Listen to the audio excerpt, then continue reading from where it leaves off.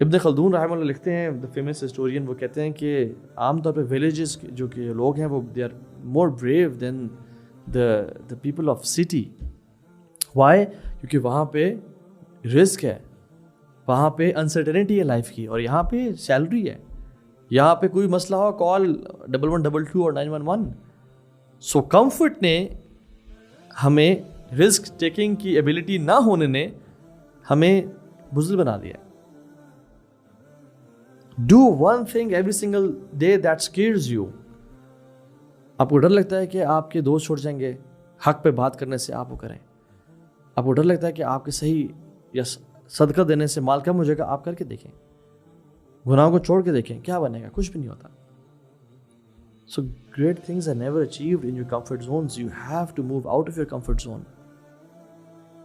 So you have an option to choose courage and you have an option to choose comfort.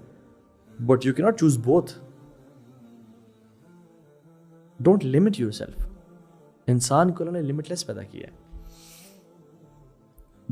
Don't limit your challenges. Challenge your limits. So, industrial revolution کے بعد people were pushed towards cities. اور جب یہاں پہ ہم لوگ آئے ہیں تو اتنا it's from couch to seat and seat to car and car to couch. اتنی لائف ایزی ہو گئی ہے, لگژریز کے ہم پابند ہو گئے ہیں کہ ٹیسٹوسٹرون ہارمون پچھلے 50 سال میں ڈکلائن پہ ہے کانسٹنٹلی. بہت سارے سائیکالوجسٹ اور سائیکاٹرسٹ اور ہیومن باڈی کے جو ایکسپرٹس ہیں وہ بات کر رہے ہیں کہ we from moving from car to chair and sofa, that's it. ہماری فزیکل ایکٹیویٹی ختم ہو چکی ہے اور یہ کانسٹنٹ ڈکلائن پہ ہے. ٹیسٹوسٹرون از این ہارمون جو کہ آپ کے اندر رسک ٹیکنگ ایبلٹی دیتا ہے آپ کو. مردوں میں زیادہ ہوتا ہے جنرلی, خواتین میں بھی پایا جاتا ہے بٹ وہ تھوڑا کم ہوتا ہے. That's why men used to go for wars, اور خواتین وقرنا فی بیوتکن, ان کے لیے گھر کی رسپانسبلٹی تھی. So comfort zones are most often expanded through discomfort. اگر آپ چاہتے ہیں کہ آپ کا کمفرٹ زون ایکسپینڈ ہو تو ڈسکمفرٹ لینا شروع کر دیں لائف میں. آپ کے لیے وہ ڈسکمفرٹ بھی کمفرٹ بن جائے گا and you will be able to do it easily. So the point here is, ہمیں اس سلیو مینٹیلٹی سے, ہمیں اس کمفرٹ زون کی ایڈکشن سے نکلنا ہوگا. ہم پاکستان 1947 میں آزاد تو ہوا تھا, ہم شاید فزیکلی تو آزاد ہوتے بٹ مینٹلی ہم آج تک آزاد نہیں ہوئے. اور like wise the Muslims all around the world accept a few الا من رحم ربی. موسیٰ علیہ السلام کی ایگزامپل لے لیں, جب وہ فرعون تباہ ہو گیا, ایجپٹ تہس نہس ہو گیا, آرمی ڈوب گئی, موسیٰ اور بنو اسرائیل بچ گئے. So Musa took them out of the physical slavery, but he couldn't get them out from mental slavery. اس لیے جب جہاد کا اعلان ہوا تو ڈرے ہوئے تھے سارے, اور کہتے ہیں اذهب انت وربك فقاتلا انها هنا قاعدون, آپ اور آپ کا رب جائیں قتال کریں, ہم یہاں بیٹھے ہیں. اسے ذلیل کر دیا گیا کیونکہ جب ایک قوم پہ پرسیکیوشن ہوتی ہے نا اور وہ سلیو مینٹیلٹی میں جیتی ہے تو اس کا مائنڈ سیٹ چینج کرنا بڑا مشکل ہوتا ہے. اس لیے منافقین جو تھے نا وہ بھی بات کرتے تھے کہ اگر ہم محمد کی بات نہ مانتے نا تو ہمارا دوست قتل نہ ہوتا ہے. تو اللہ نے قرآن میں کیا کہا کہ تم چاہے اپنے گھر میں موجود ہو, موت میں آ کے رہے گی. سو ایک جو اسٹرانگ بلیور ہے نا وہ اللہ تعالیٰ کو زیادہ پسند ہے ایک ویک بلیور سے, لیکن دونوں میں خیر ہے. المؤمن القوی خیر واحب الی اللہ من مؤمن ضعیف. اللہ کو دلیر بریو مسلمان زیادہ پسند ہے ایک ویک مسلمان سے. وہ فی کل خیر, لیکن دونوں میں خیر ہے.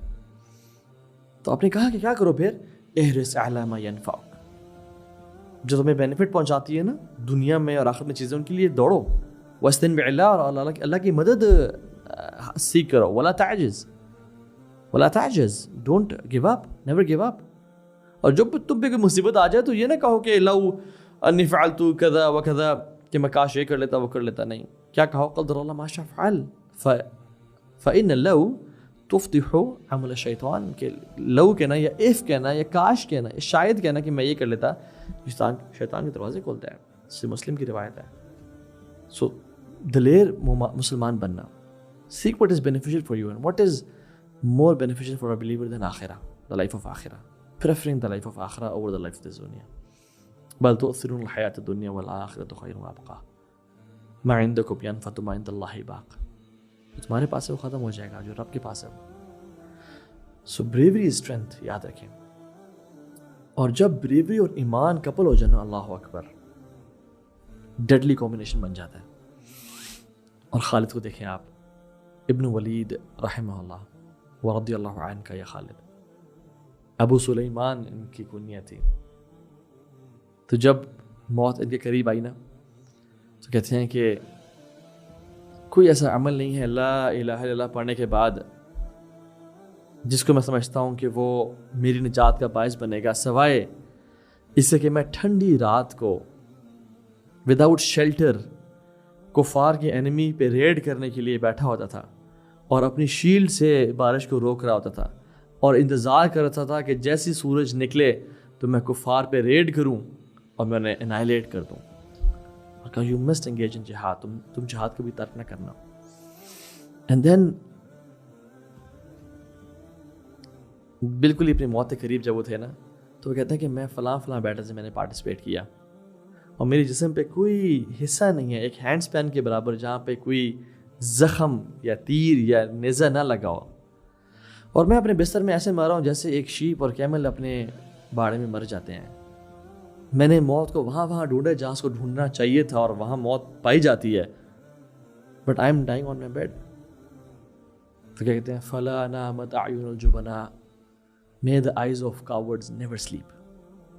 بزدلوں کبھی نیند نہ آئے، کیونکہ ایک مسلمان بزدل کبھی نہیں ہو سکتا. اور یہ تو وجہ ہے کہ جب خالد نے لیٹر لکھا نا پرشین کنگز کو، تو خالد نے کیا لکھا اس خط میں؟